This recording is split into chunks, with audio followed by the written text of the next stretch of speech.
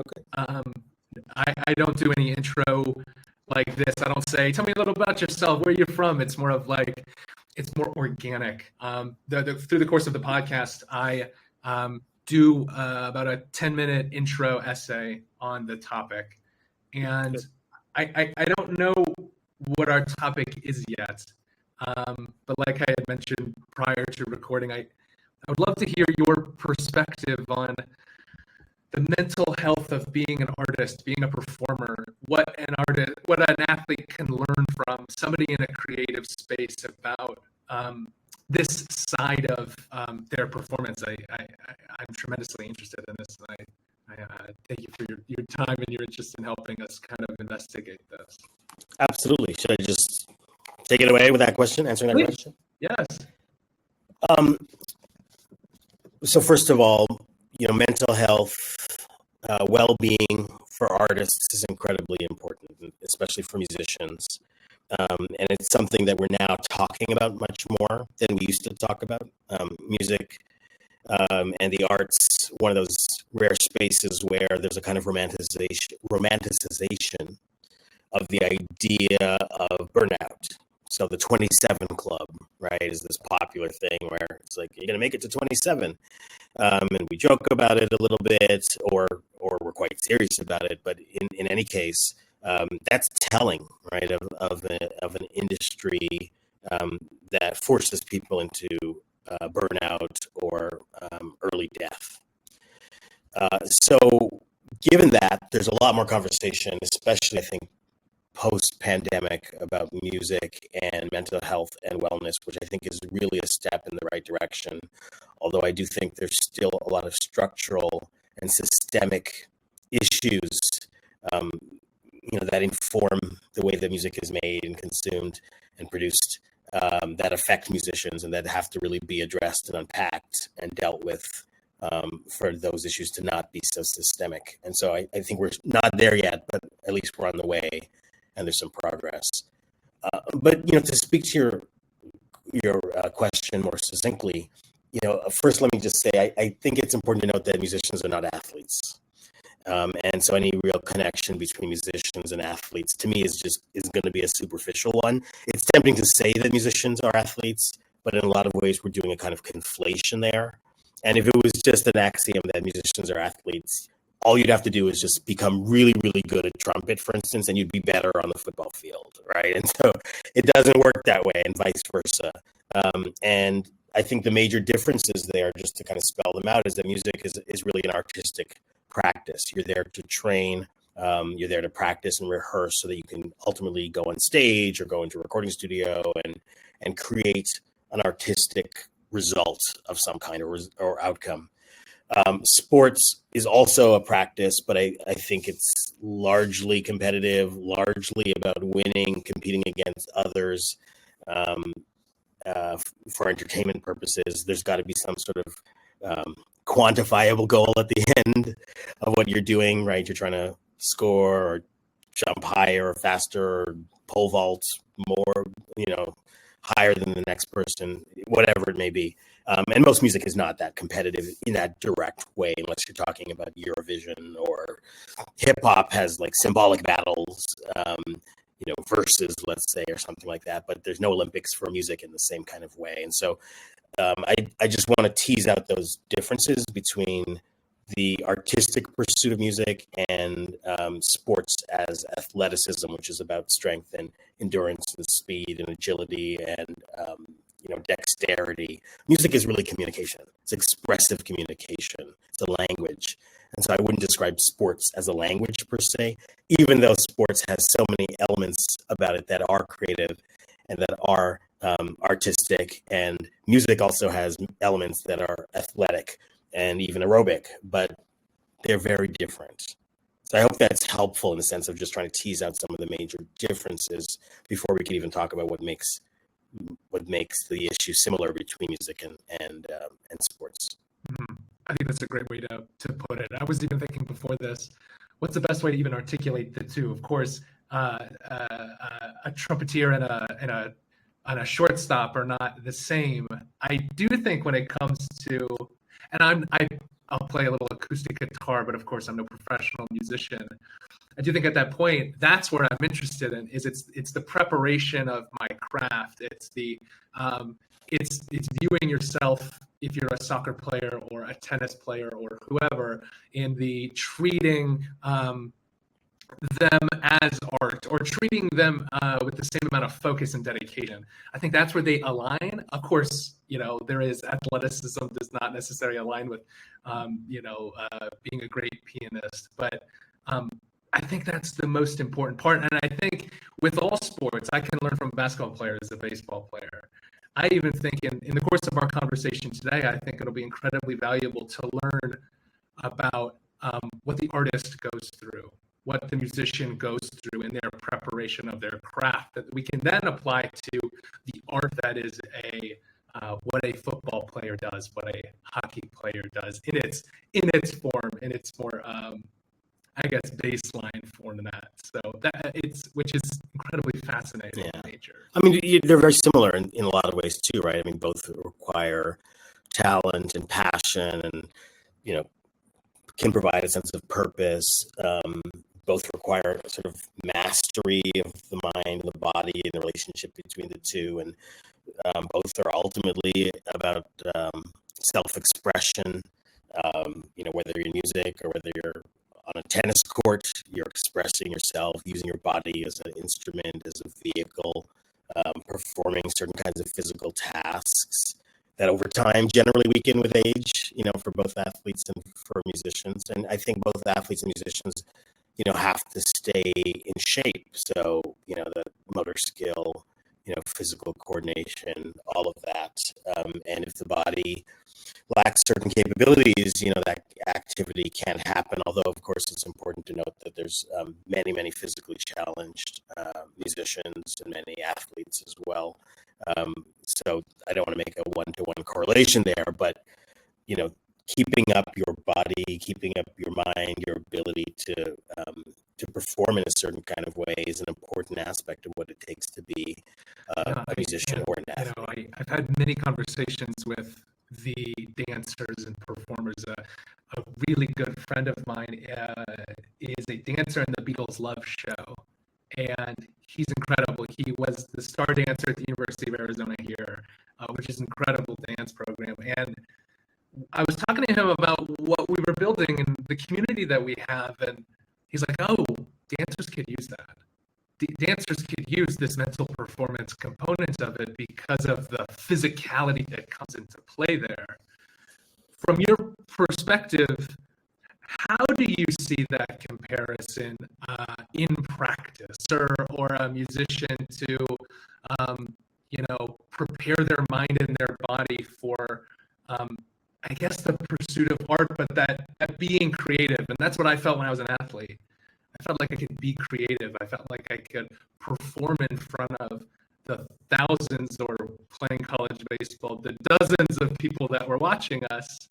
I'm curious, when there's no audience, or when there is an audience, what the artist feels as it relates to maybe in the same way or differently. Yeah, I mean, I think, again, the thing that connects, one of the things that connects musicians and athletes is the amount of preparation that goes into the performance, right? So whether that's the sports performance and you're preparing for, years and years and years to be able to do what you do on a baseball field or a football field or on a tennis court or a skating rink, you have to train your body for such a long time and your mind to get to that point where you can be effective and you can be successful, especially if you're moving from being an amateur to a professional.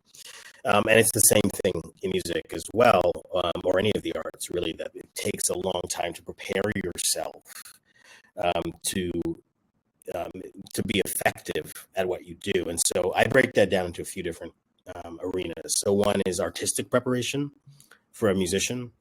So basically, can I train myself, in a way that allows me to meet my own artistic standards or aesthetic standards, or even maybe an externally imposed community standard. But you basically have to become good artistically, aesthetically, right? In a way that I think is maybe a little different with sports. Although you could argue, Serena Williams has to perfect her serve, and it has to, look a certain way, as well as being fast and something that can beat her opponent. But there's a level of artistic preparation which is just about meeting your own standards as a musician. Then there's technical preparation. I think that's where people often get confused if they start early, because it can take about 10 years, to really prepare yourself to become, a top flight musician, depending on what genre or style or instrument you're working on. But it's not just technical preparation, but that's important as well, right? So you ultimately want to be free from making mistakes. You're not going to start a performance and stop in the middle of it and say, sorry, let me go back. I mean, you could, and that might be the point. But generally what you're aiming for is to be a technical master of your craft. And then there's a lot of debate around the issue of mastery in music, and, punk music in the 70s completely upended notions of mastery, as did hip hop. But still, within the context of the genre, the idiom that you're working in, you want to have a certain kind of command, right? So maybe let's not use the word mastery, but command.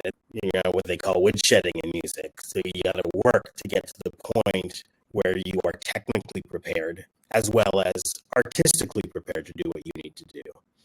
Then I think there's also a level of mental preparation, which I know is part of the point of what we're talking about today, but you need to be mentally strong enough to be able to deliver a performance, because you could be technically strong, you could be artistically strong, but you ultimately arrive to the performance and you cannot deliver because of stress, because of anxiety, because of phobias, because of other kinds of challenges. So you have to have focus. You have to have the ability to mentally fix yourself so that you can actually perform without impediments.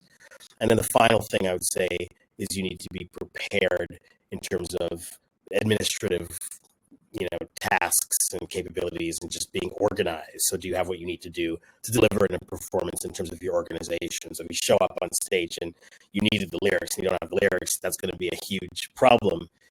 Very different than in sports, I suppose, although you also need to be very organized there, but you don't necessarily do. So I think those are some of the levels at which, people work for a very long time in music to be prepared to do all of that. And it might be years of preparation for a 4-minute piece that you're playing on the piano, right? Years of preparation goes into it.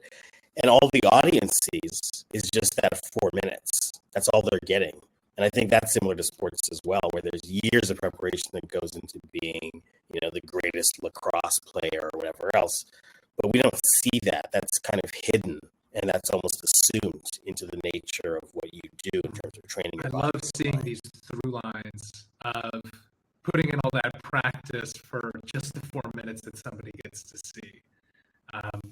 On that note, too, what keeps an artist pursuing that craft, and where does that artist artist reach burnout, or when it comes to failure, when it comes to all of the components of how one deems success, I guess, in art versus in success on and off the field? My batting average is 300. That's pretty good. But if I was hitting 200, that's not good. And it would be on me to find that motivation to continue to pursue the end goal, which is perceived improvements based on statistics in sport. What is it that keeps the artist going when the cards don't seem to I mean, what is it that keeps an artist going? It really depends on the artist. I always think it has to do with some notion of success, and that doesn't necessarily mean financial success or even kind of business success, but just success in terms of meeting your own artistic objectives. So what are you aiming for? What do you want? What are you trying to achieve? And sometimes the artist doesn't know. The artist is essentially trying to answer a question that they might have in themselves. They might be trying to figure out their own identity, and that's expressing itself artistically or creatively. They might be trying to figure out a social issue or problem, political issue or problem, and the way to do that is through creativity. They may be trying to overcome their own personal trauma from family or from, some other aspect of how they've been raised, and that's coming out through the music itself. There's so many reasons why an artist will continue to try to hone what they do to become better at ultimately expressing themselves through music in order to do one of those things I just mentioned. And I think that's what keeps a lot of musicians striving and seeking and sort of questing to become better at what they do, so that they can communicate better to others what it is that they feel. That's ultimately what music is. It's communicating emotion and feeling, right, through your craft. So you want to become better at your craft so that you can ultimately communicate your messages to people, not just lyrical or thematic, but even just vibrational in terms of sound, right? To be able to communicate who you are and what you are all about. But that's a challenge, right? Because I think to be a musician, you are essentially a kind of vessel for energy, like even, divine energy that's coming through you in a certain way. It's like the energy of the universe, the cosmos. And I don't mean to get necessarily spiritual about it, but I think music is a spiritual medium. So there's something else, something non-representational, something metaphysical that's happening in music, which is why we're so attracted to it. And your body as a musician, you become a vessel for a lot of that spiritual information and energy. And so you have to protect your body, but of course, that's difficult to do. And many musicians understand themselves to be vessels in that way, but also self-sabotage, right? Because of the power of this information, this vibrational information that's coming through them. So they either have to shut that down, and sometimes they're resorting to substances to do that, because it sort of blocks all of this information that's coming through you, or at least gives you a way to deal with it. Or they'll self-sabotage in all kinds of other ways. And, if you don't have a good work routine, if you don't know how to sort of turn the dial off on that creative information that's coming through you on a regular basis yourself, I always say it's important to have, in the arts, relentless self-honesty, or I should say ruthless self-honesty. You have to be very honest with yourself, because that's the key to tap into your emotional center and to be centered and to, be able to deliver what you do in a meaningful way in which you can repeat it night after night or performance after performance. You can't just do it once. You have to be able to do it many times. So you've got to be able to have that kind of self-honesty, but you also need to have relentless self-care. You have to take care of your body as this vessel. And so many musicians don't, or just not taught how to do that. And I think that's another point of similarity with sports. I mean, athletes suppose, and so you end up with athletes ending their careers very early, careers which are already intended to probably be pretty short, but ending them early because of injury. A lot of musicians end because of physical injury, but also because of mental health issues that make it impossible for them to continue and for it to be sustainable. I think both musicians and athletes want sustainability. They want to be able to sustain their careers or sustain their interest. I never thought about it in that way before, in the way where taking care of the physical as much as the mental, as much as taking care of your skill set can relate between an athlete and a musician. It almost, in my head, it was almost like being a musician is all of that preparation that an athlete goes through without like the dread of competition. And maybe that's just my own persona to even think about competition as dread in itself. Maybe that's why I'm here in the first place.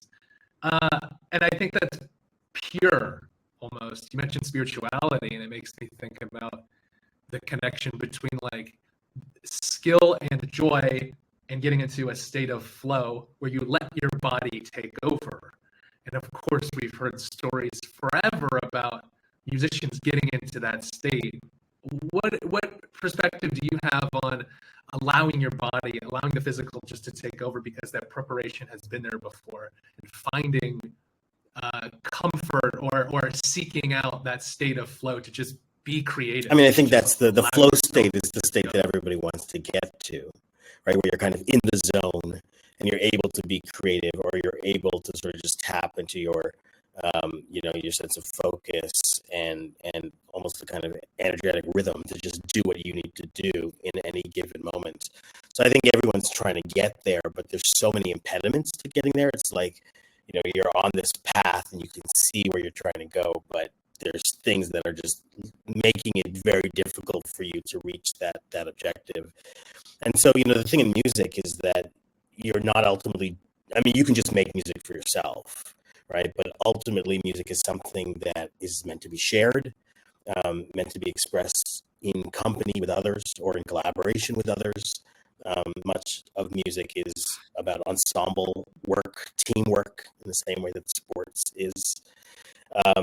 But that sharing can be complicated for so many reasons, right? People can judge you because of what you're sharing, or they can, just takes one negative comment for somebody who's thin-skinned for you to stop what you're doing altogether and to just sort of give up. So, thinking also of things like stage fright, phobias, anxieties that people have, just even nervous energy when you're about to perform, understanding how to work with that nervous energy and to become mentally focused. That takes a long time to figure out how to do all of that and to just enter into that flow state. I perform and I've got nervous energy that I have to figure out what to do with, right? And that requires a certain kind of technique. And so you've got to have your routines, you've got to have your techniques, you've got to have your ways of approaching a performance that allow you to know how to get to that flow state with the least amount of impediments. And that's not going to always be easy to do. But I always encourage musicians to, first of all, practice in front of other people. So the first time you perform a piece, or, if you're going to the studio to record, that shouldn't be the first time you've ever done it, unless you're just the most amazing improviser. But you should be doing, practices. You should be doing rehearsals, dress rehearsals, tech rehearsals, those kinds of things. You should just get accustomed to performing as much as possible. And then I think you also need, as a musician, and I guess this is the same with athletes, you need creative visualization. You need to be able to visualize in your head what the ultimate outcome is, right? So if I'm doing a piano recital, I should know what it is to do a successful piano recital that I'll be happy with and that others will be happy with too, ideally. And to do that, I have to creatively visualize what that is and what that sounds like. And then I have to work almost backwards to figure out how to get there. And that might mean I need to zero in on particular passages in my playing that are giving me trouble so that I can ultimately be able to be in that flow state. Because if I know something's coming up that I'm going to have trouble with, and if I haven't figured out how to master that challenging passage, I'm never going to be able to get into flow state, because all I'm going to be doing is thinking about that passage that's coming up. So you really do have to work a lot to get to the point where, you can visualize the end result that is going to be positive and going to be powerful.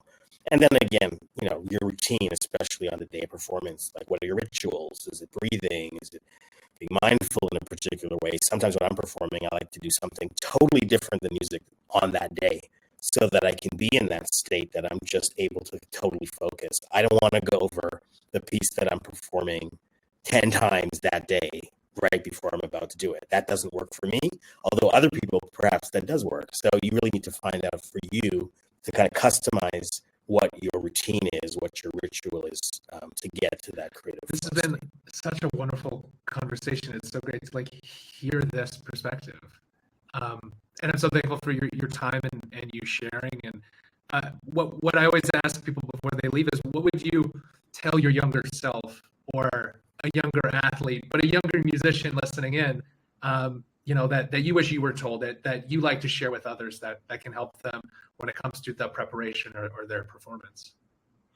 Having been an educator for 25 years now at this point, close to 25 years, I think the main takeaway, the main lesson for musicians is to be themselves, which is ironically the hardest thing for musicians to do, for any number of reasons. We have all of these celebrities that we're supposed to look up to, people who have raised the bar and the standards for excellence in our particular genre or idiom. And we spend a lot of time trying to be like other people. And that's actually normal. Part of what it takes to become a really great musician is to first imitate. That's the first stage. The Beatles were imitators of all of the great R&B artists. That's how they started before they became fully themselves and were able to synthesize all of the influences and the impact of the artist that they loved into their own bodies and turn it into something that was uniquely them. But it is a really hard place to get to, just to be yourself. But that is the defining difference of a really successful musician, is that they know how to put their full selves into their instrument, whether that's their voice, whether that's a tuba, whether that's a flute, whether that's, a 3D printed instrument. You are essentially putting your stuff, who you are, all of you into your instrument. And that's what people feel. I often quote the great Roberta Flack, the singer, famous in the 70s and 80s and 90s, who I got a chance to interview her, and she would say that delivering music in a soulful way is serving up your heartbeat to other people. And I think that's what the creative process is serving up your heartbeat to other people in such a way that they can feel themselves, they can feel you, in your music, right? That when you play your music for them, you perform it, they can feel you in it. And that's a really hard place to get to. But the only way to get there is if you can be fully yourself, and deliver your music in a way that's honest and true to who you are. So that also means, again, that you have to have a certain kind of self-knowledge. And that's, I think, the difference between, again, artistic practice and athletic practice, is that you also, of course, want to bring your full self to sports, but you don't necessarily need to testify in shot put.